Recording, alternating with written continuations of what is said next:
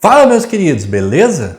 Aqui é o Renê e hoje eu estou trazendo um vídeo completaço sobre CO2. Já deixa o like aí que eu tenho certeza que você vai gostar e tenho certeza que vai ajudar muita gente. Bora conferir?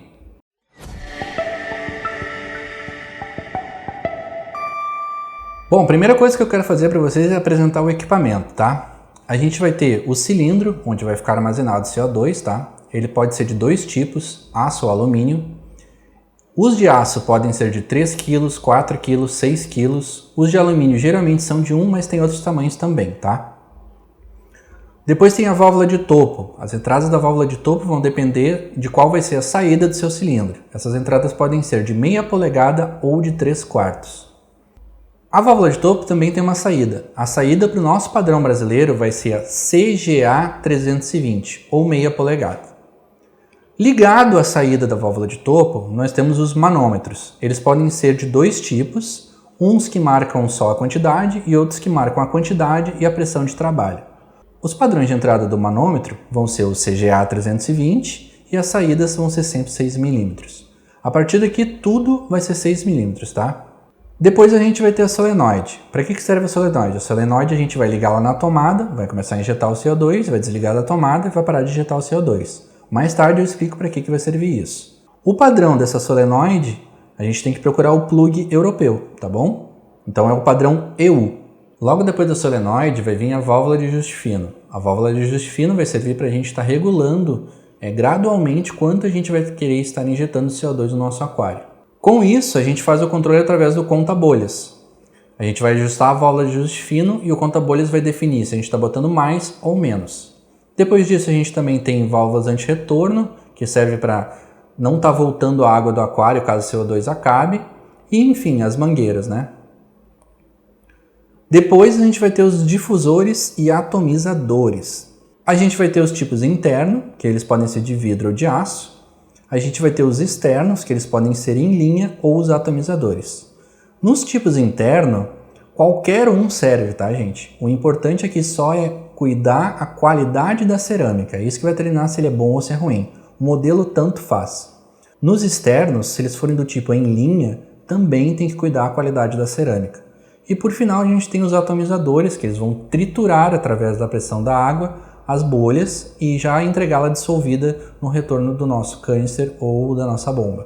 Por final, não podemos esquecer de falar dos drop checkers, né? Aqui tem alguns tipos, os mais comuns, e eu vou falar os prós e contras de cada um. Gota. Os prós dele é que ele tem uma maior troca gasosa e ele pode estar sendo posicionado em qualquer lugar do aquário. Os contras é que é meio difícil de trocar o líquido dele porque às vezes tranca o líquido ali e tu não consegue colocar. Tem também os em U.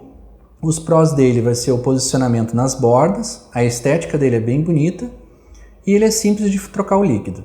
O contra dele é que ele tem uma troca gasosa bem ruim por causa da sua área de absorção. Por final a gente tem os em bola. Os prós dele é que eles são menores e mais discretos, eles também podem ser posicionados em qualquer lugar do aquário e fica fácil trocar o líquido. Os contras é que eles também têm uma baixa troca gasosa e alguns modelos são de plástico e desencaixam facilmente. A gente também vai ter os temporizadores para estar controlando a nossa solenoide. Eles podem ser do tipo timer, que a gente liga na tomada, faz a programação de liga e desliga, ou do tipo son-off, que requer uma certa habilidade aí de elétrica, coisa bem simples, qualquer um faz, mas a gente pode estar controlando o nosso ligar e desligar por aplicativo, isso mesmo. Bom, agora que vocês conhecem os equipamentos, a gente pode estar comprando o kit completo, é o que eu mais recomendo para vocês não ter dor de cabeça aí com os padrões de válvula e coisa e tal. Ou então você pode estar comprando o cilindro e a válvula de topo no Brasil e estar importando um kit de manômetro, válvula solenoide, conta-bolhas, ajuste fino da China. Importante é só observar que o padrão brasileiro é o CGA 320. Se vocês tiverem isso em mente, fica fácil de pegar também. E o plug que vocês precisam importar é o plug europeu, o plug EU, tá certo? Vamos ao setup, tá? Aqui é onde as coisas começam a ficar interessantes. Eu vou fazer algumas simulações aqui para tentar explicar da forma mais didática possível como que funciona o setup do CO2. Mas atenção, eu não quero que vocês copiem os valores dessa simulação. Isso é uma simulação gráfica apenas para explicar o processo, tá? Por favor, não copiem esses valores porque não é assim que funciona e vocês vão entender por quê. Bom, aqui nós temos uma simulação de um fotoperíodo de 8 horas. As luzes do aquário ligam às 9 da manhã e desligam às 17 da tarde. É provável que a primeira vez que vocês liguem o CO2, vão ligar ele junto com as luzes e uma bolha por segundo. Vamos ver o que acontece se a gente fizer isso. Como vocês podem observar, as luzes ligaram e o drop check estava azul na hora que as luzes ligaram. E mais tarde ele nunca chegou no tom correto. Essa variação durante o fotoperíodo gera alguns tipos de algas. Para um setup correto, nós temos que observar algumas coisas. A hora que a gente vai ligar esse CO2 relativo à hora em que a gente vai ligar as luzes e a quantidade de CO2 que a gente vai injetar dia a dia. Esse período entre o ligar de CO2 e das luzes, eu vou chamar ele aqui de warm-up, ok?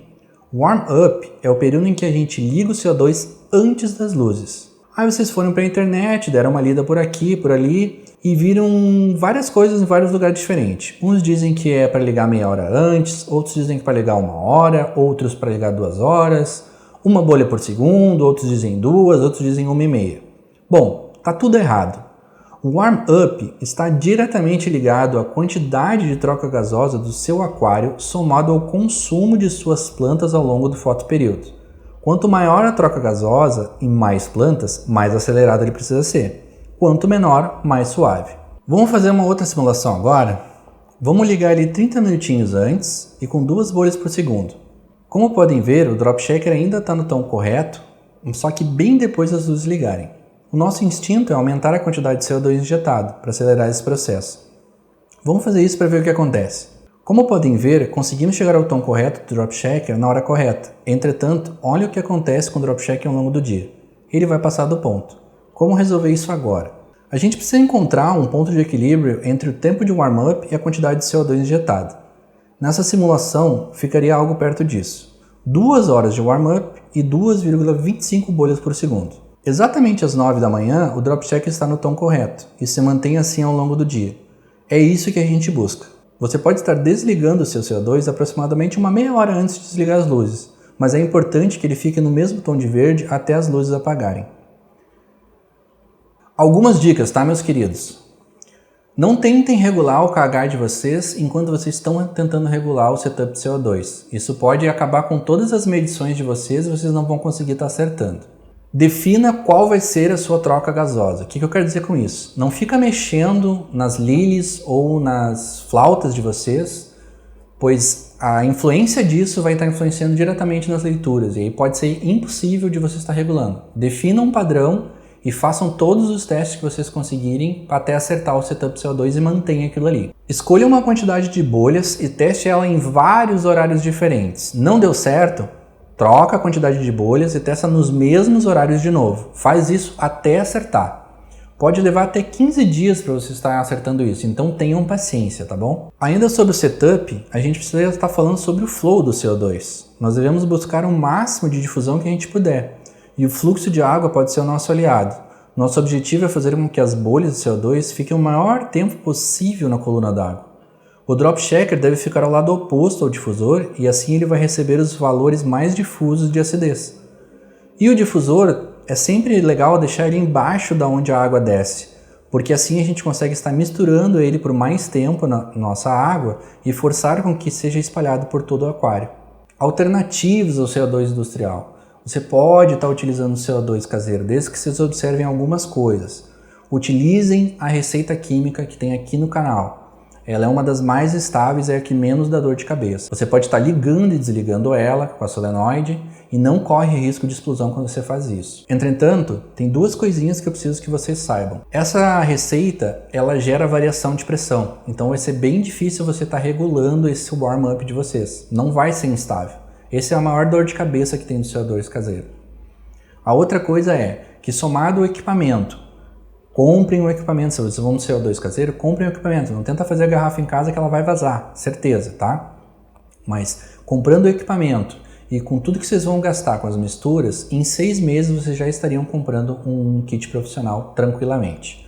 Vocês também podem estar utilizando o carbono líquido, um aquário de até 100 litros dá para utilizar, depois disso começa a ficar caro. Mas o carbono líquido pode estar ajudando em aquários menores com certeza. Alguns mitos sobre o CO2, tá? Primeiro de todos é a tabelinha KH versus pH. essa tabelinha ela é imprecisa, porque ela desconsidera todos os outros ácidos que não sejam só o ácido carbônico no nosso aquário. Se você vai tentar utilizar a tabelinha, tem um outro método um pouco mais preciso, mas não tão bom quanto o Drop Checker, que é você estar medindo o seu pH no período em que começa a injeção de CO2 e você vai estar medindo ele no final da injeção de CO2. Essa variação, se ela for de um ponto inteiro dentro de um kH até 10, vai estar significando que vai estar em torno de 30 ppm para você. Mas, gente, Drop Checker é o caminho mais correto, mais simples e sem dor de cabeça. Um outro mito é, eu só posso utilizar CO2 em planta high-tech ou então com muita iluminação. Tem link na descrição sobre isso, isso é mito. Qualquer planta em qualquer iluminação vai estar sendo beneficiada do uso de CO2, tá bom? E por fim, a preocupação de todo mundo da injeção de CO2 é a variação de pH. Se for uma variação única e exclusivamente por causa do ácido carbônico, tem link na descrição sobre isso também, confiram isso que eu estou falando, eu não estou inventando isso. Mas se for uma variação de pH só relativa à injeção de CO2, um ponto de variação é tranquilo, basta observar que o pico não fuge da sua fauna, né? Mas está tudo certo, um ponto de variação é totalmente normal até um kH 10.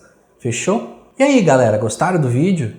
Deu um trabalho para fazer esse vídeo, mas eu espero assim de coração que ajude muita gente, especialmente a parte de setup ali do warm-up. Isso é uma coisa que dá muita dor de cabeça para muita gente, eu tentei deixar da forma mais didática possível para facilitar esse entendimento e ajudar vocês aí no aquário de vocês. Não se esqueça de se inscrever, aperta o sininho, se inscreve no canal, deixa o teu like, mano, isso é muito importante, não custa nada, é só clicar ali, já tá ajudando o canal. Quem quiser ajudar o canal financeiramente, tipo assim, o Renê, o pessoal do Aquaplant lá ajuda pra caramba, quero dar uma força, tem link para fazer doações na descrição, a gente vai usar esse dinheiro para estar trazendo mais material para o canal, então não é para pagar o meu salário ou qualquer coisa do tipo, é simplesmente para estar investindo em novos equipamentos, novos produtos, novos testes, novas montagens, tá? Tem link na descrição, dá essa força aí que ajuda muito. Muito obrigado, um bom carnaval e até o próximo vídeo.